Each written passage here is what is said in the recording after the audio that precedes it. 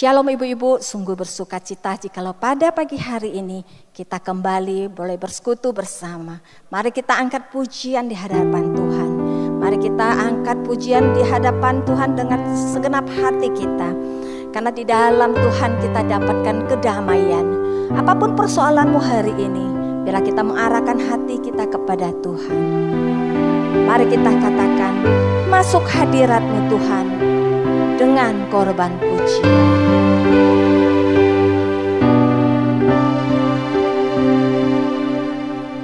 Masuk hadirat-Mu Tuhan dengan korban pujian. Masuk hadirat-Mu Tuhan berhiaskan kekudusan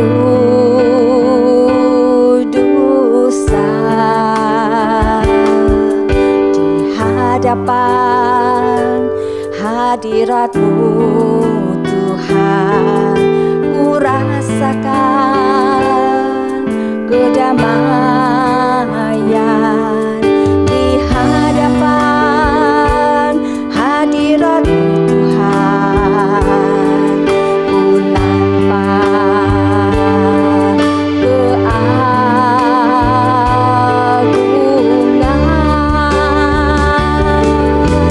Yesus,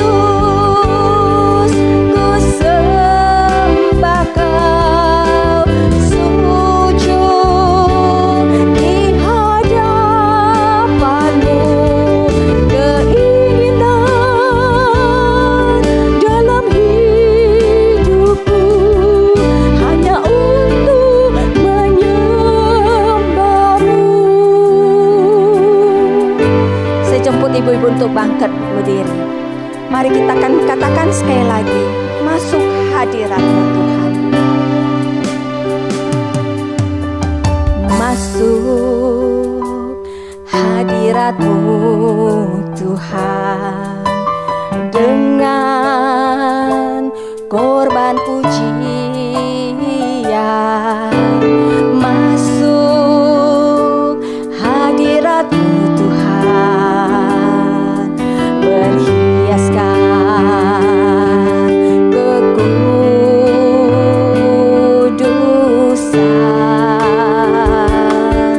di hadapan hadirat-Mu Tuhan.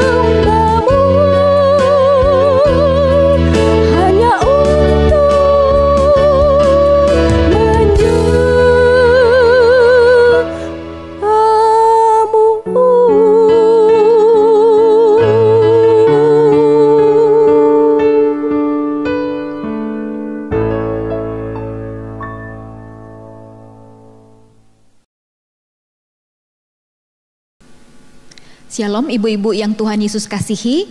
Kita akan sama-sama berdoa sebelum kita akan membahas firman Tuhan pada hari ini di dalam pendalaman Alkitab. Mari kita berdoa. Bapa di dalam surga, kami mengucap syukur karena hari ini Tuhan masih mengizinkan kami untuk bersama-sama. Hari ini Tuhan kami belajar dari firman Tuhan.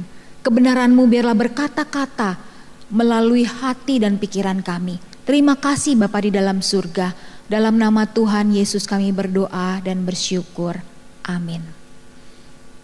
Ibu-ibu yang Tuhan Yesus kasihi, memasuki bulan Desember sudah menjadi kebiasaan bagi orang Kristen sebelum pandemi. Kita biasanya merayakan hari yang spesial, waktu yang sangat spesial. Kita berkumpul bersama keluarga, kita berkumpul bersama-sama di gereja merayakan Natal bersama keluarga, bersama para sahabat. Tapi karena pandemi hari ini kita tidak bisa berkumpul, semuanya lewat streaming atau online. Pertanyaannya, ibu-ibu berapa kali sih kita sudah merayakan Natal? Mungkin di antara kita ada yang sudah 2 kali, 5 kali, 10 kali, atau mungkin lebih kita merayakan Natal. Mungkin ada yang sejak kecil sudah menjadi orang Kristen karena orang tua adalah orang tua yang sudah menjadi anak-anak Tuhan. Pertanyaan penting juga yang menjadi pertanyaan hari ini adalah, apa sih istimewanya Natal buat kita yang hari ini ya kita sudah merayakan kesekian kali? Apakah hanya sekedar perayaan, kita merayakan berkumpul bersama di gereja, lalu kemudian kita makan-makan. Setelah itu hanya kelelahan yang kita dapatkan. Ya, semua capek, semua berkegiatan, semua melayani, apalagi hamba Tuhan. Tak terkecuali juga bukan cuma sekedar tenaga yang sudah sampai kita kelelahan gitu ya, tetapi juga mungkin keuangan kita pun mulai menipis karena kita perlu memberi sesuatu gitu ya untuk orang-orang tertentu, atau mungkin kita perlu juga membeli perlengkapan-perlengkapan untuk Natal. Tapi sesungguhnya ibu-ibu yang Tuhan Yesus kasihi, apakah Natal itu sesungguhnya Natal itu mengingatkan kepada kita orang-orang percaya satu hal yang luar biasa. Saya ingin kita membaca dari Matius pasal yang pertama ayat ke-23. Dikatakan firman Tuhan, sesungguhnya anak darah itu akan mengandung dan melahirkan seorang anak laki-laki, dan mereka akan menamakan dia Immanuel, yang berarti Allah menyertai kita. Ibu-ibu yang terkasih dalam Tuhan Yesus, begitu indah bukan terdengar? Allah menyertai, Allah beserta, Allah hadir, Yesus hadir. Tetapi apakah demikian kenyataannya? Apakah demikian ketika Yesus hadir semua akan menjadi begitu indah, begitu luar biasa, begitu ya? Saat drama kelahiran Yesus dipentaskan, biasanya di bagian akhir penutup, setiap kali saya melihat drama Natal, ada adegan di mana Yesus hadir tentunya di palungan, tetapi juga didampingi oleh tentunya Maria dan Yusuf. Dikunjungi dengan begitu banyak gembala-gembala yang datang dari padang untuk bersama-sama melihat dan menyaksikan kehadiran Yesus pada malam itu. Tetapi ada suasana yang cukup menggelitik ketika hadir juga para Majus bersama-sama dengan mereka. Akhirnya suasana menjadi begitu sukacita sekaligus mengharukan. Walaupun ibu-ibu sebenarnya ini secara Alkitab kurang tepat. Memang gembala datang di malam kelahiran Yesus, tetapi tidak dengan Majus. Orang-orang Majus datang dari tempat yang jauh, Sehingga kira-kira mereka butuh waktu 2 tahun kemudian baru mereka bertemu dengan bayi Yesus. Sampai di sini biasanya drama Natal itu berhenti. Ketika mereka bersama-sama berkumpul lalu kemudian menyanyi lagu Malam Kudus misalnya begitu ya. Lalu menyanyi lagu Hai Mari Berhimpun dan yang lain-lain. Tapi apakah yang terjadi setelah itu tidak pernah dipentaskan, bukan? Apakah mereka terus berbahagia dan sejahtera sejak Yesus kecil itu lahir, hadir bersama-sama? Salah total. Keluarga Maria dan Yusuf harus lari ke Mesir karena Herodes hendak membunuh Yesus kecil. Belum lama mereka mengalami kesulitan, tak ada tempat untuk bayi Yesus lahir. Penginapan penuh. Lalu sekarang mereka harus lari ke Mesir dan baru kembali setelah Herodes mati. Apakah ini menyenangkan? Tapi coba kita renungkan, ada 2 hal yang saya mau ajak kita bersama-sama renungkan pada hari ini. Ibu-ibu yang Tuhan Yesus kasihi, yang pertama, ada Yesus bukan berarti masalah tidak ada. Ada Yesus, pergumulan, masalah tetap akan ada. Inilah realita yang dialami keluarga Maria dan Yusuf. Mereka harus berpindah-pindah tempat berkali-kali. Hidup tidak nyaman sebagai konsekuensi taat pada kehendak Allah.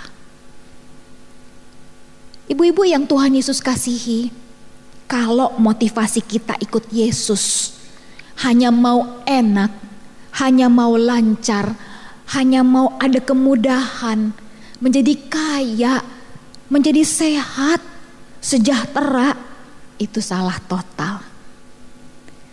Kita akan pasti kecewa ketika kita memiliki motivasi yang seperti itu ketika mengikut Tuhan.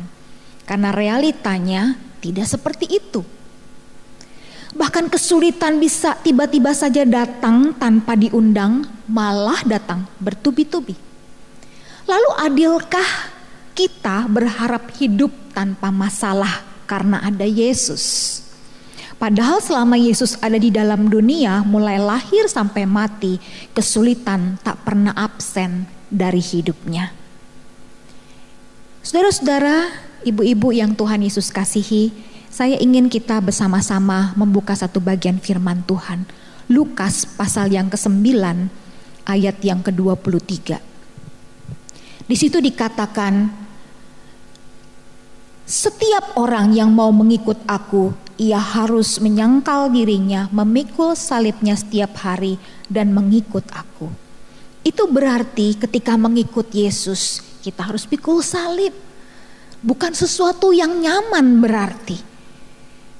Jadi ketika kita mengikut Tuhan Yesus, ketika ada Tuhan Yesus bersama-sama dengan kita, yakinlah bahwa kita tidak selamanya akan merasakan yang namanya damai sejahtera dan sukacita, terus bahagia, gak mungkin. Tidak ada yang namanya cerita happily ever after.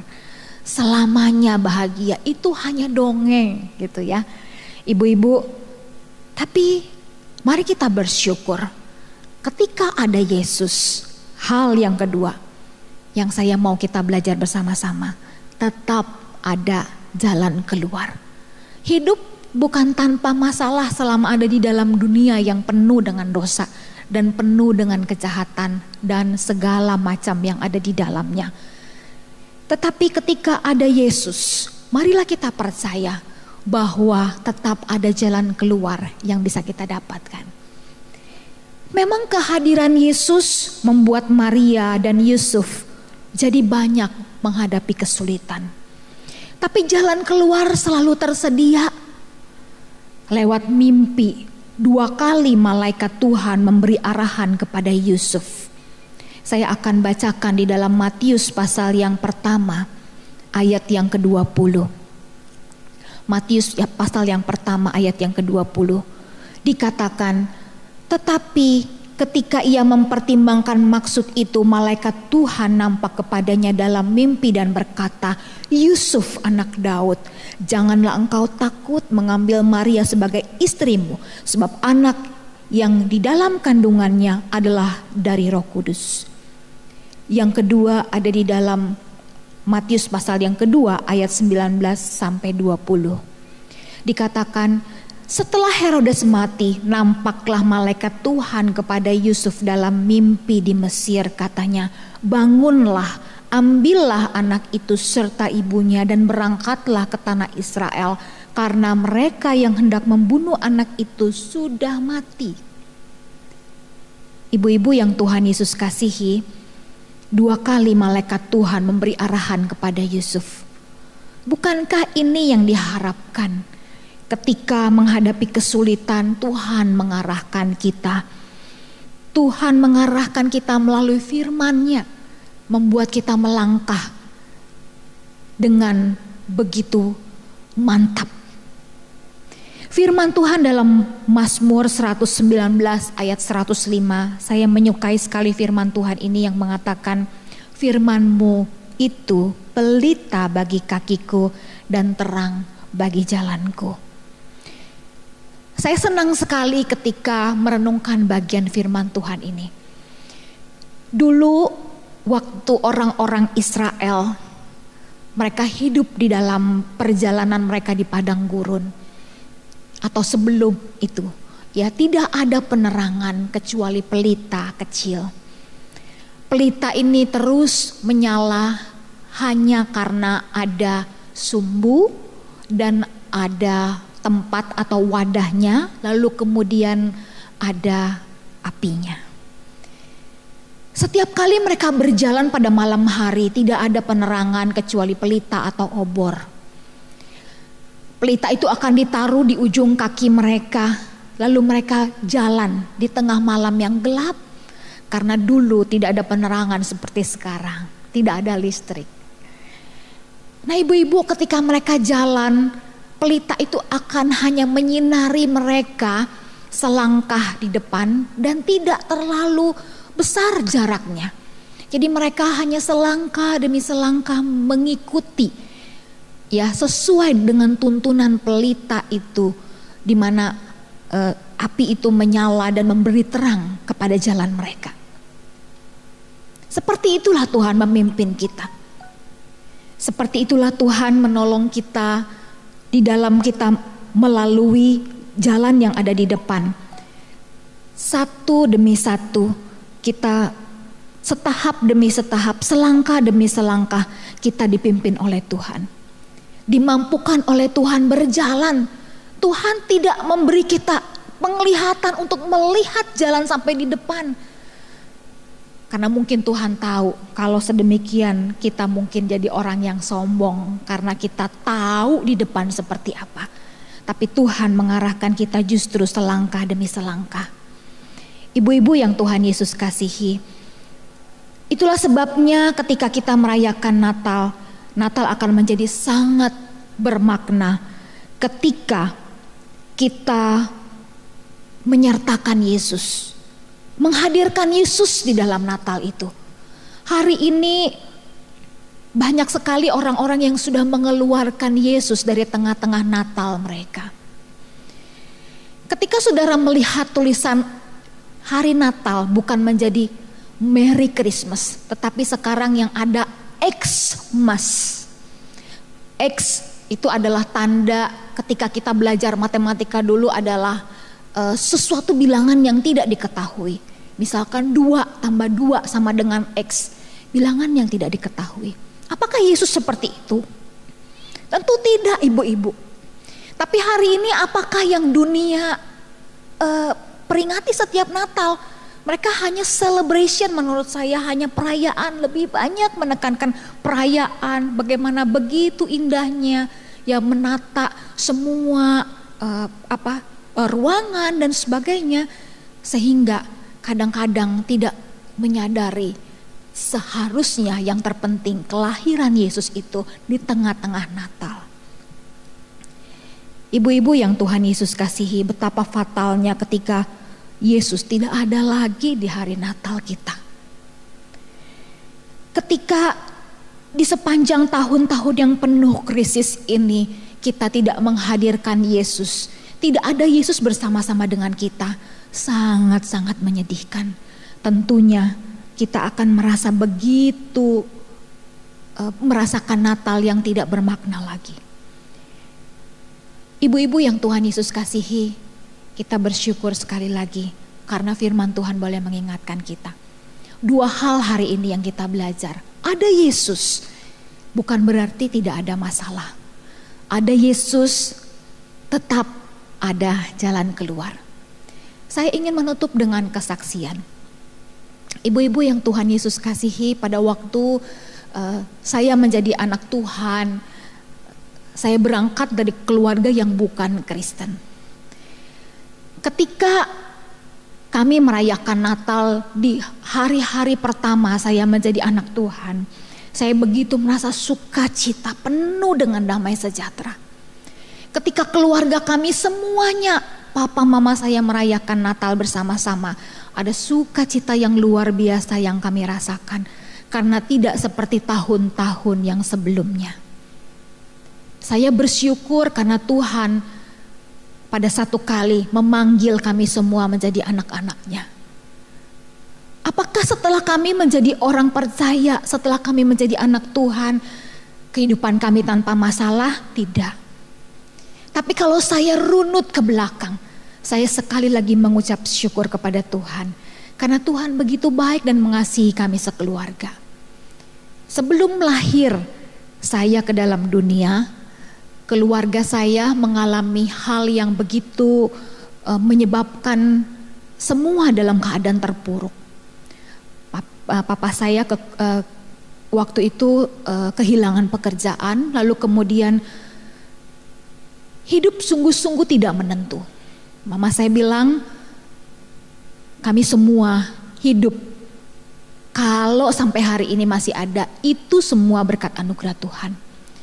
Setiap hari makan mungkin hanya 1 kali, bagus kalau sampai 2 kali.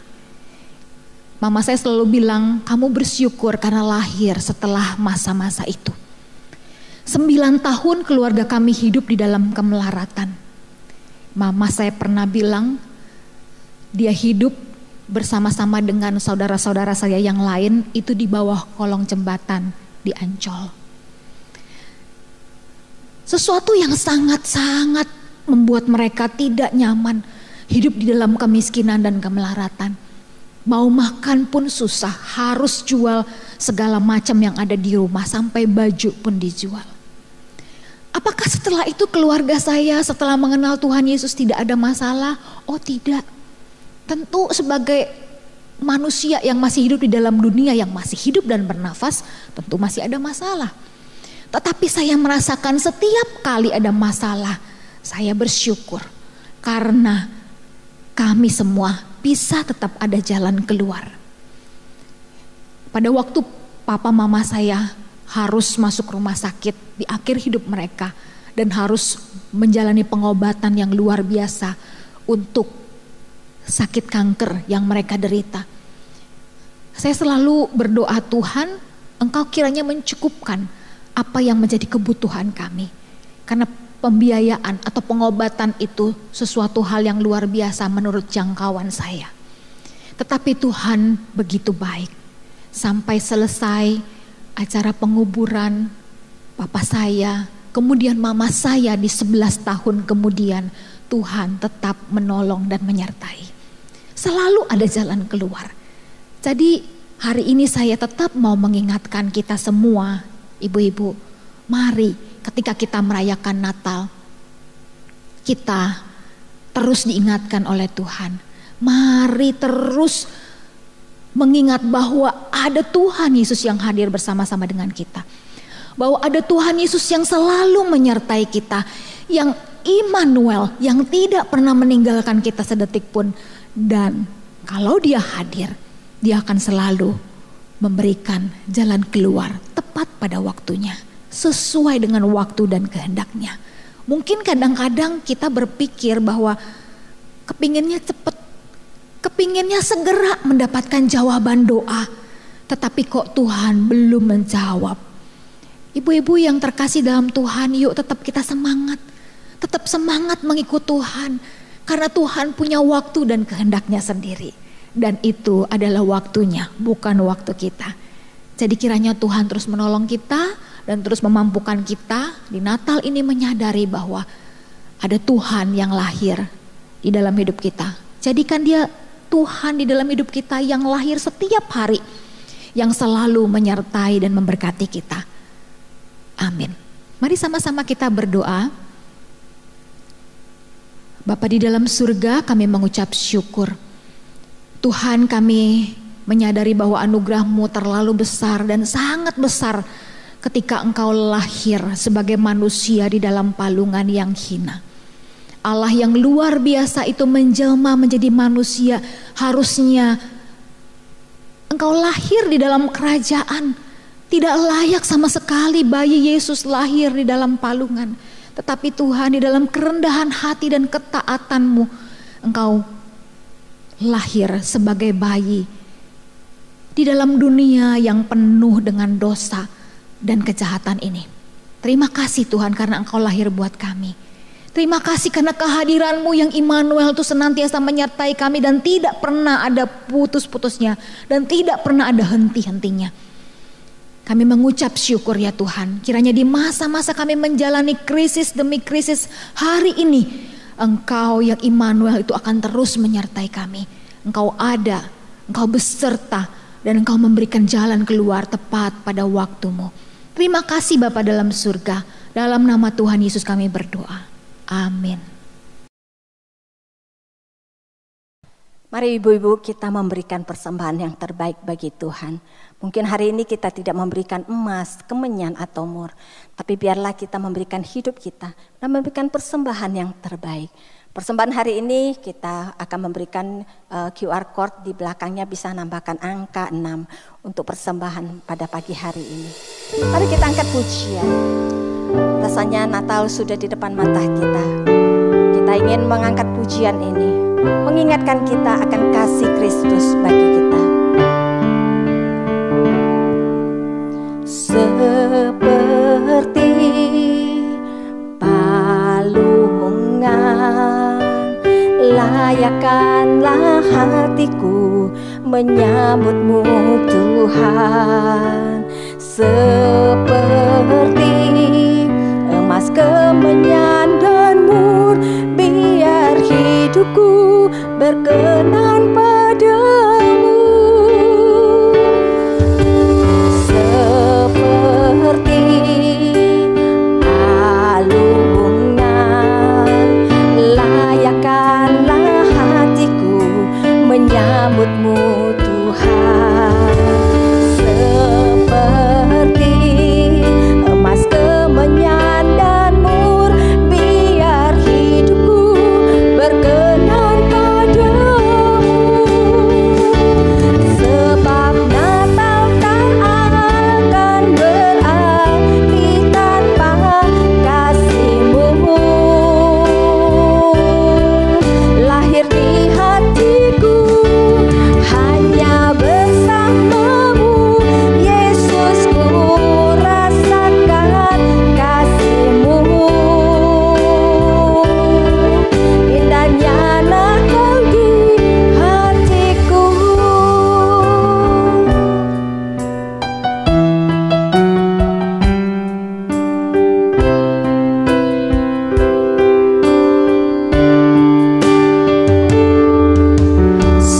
Seperti palungan, layakkanlah hatiku menyembah-Mu Tuhan. Seperti emas, kemenyan dan mur, biar hidupku berkenan padamu. Sebab Natal tak akan berarti tanpa kasih-Mu. Lahir di hatiku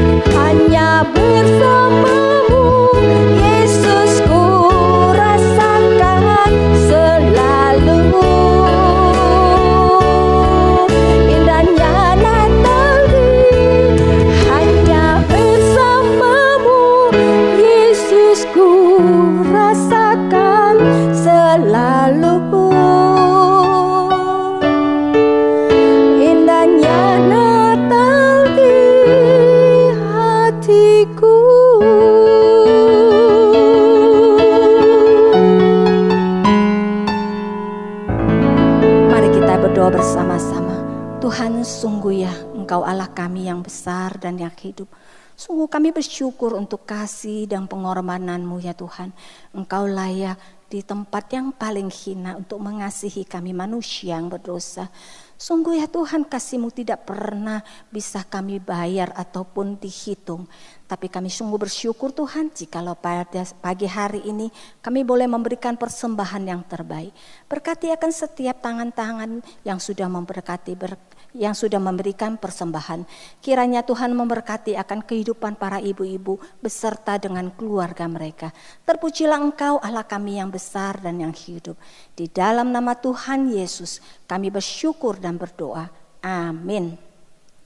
Shalom ibu-ibu yang Tuhan Yesus kasihi. Bersyukur untuk persekutuan Komisi Wanita yang sudah selesai pada hari ini. Kita akan mengakhirinya. Sebelumnya saya menyampaikan satu pengumuman.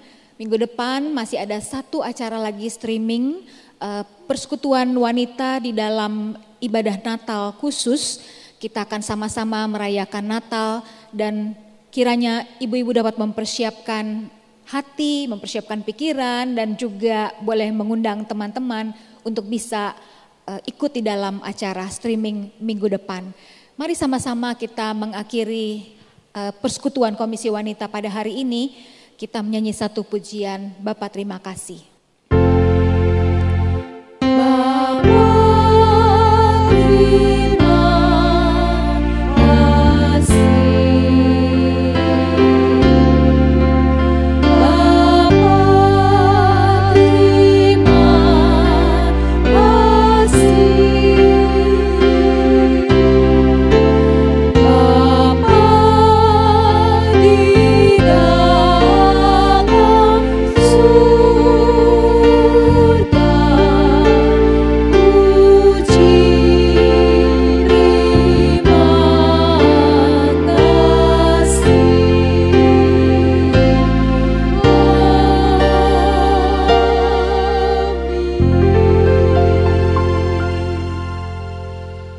Bapa kami bersyukur untuk puji-pujian, untuk firman Tuhan yang sudah kami naikkan di hadapan Tuhan, yang sudah kami dengarkan.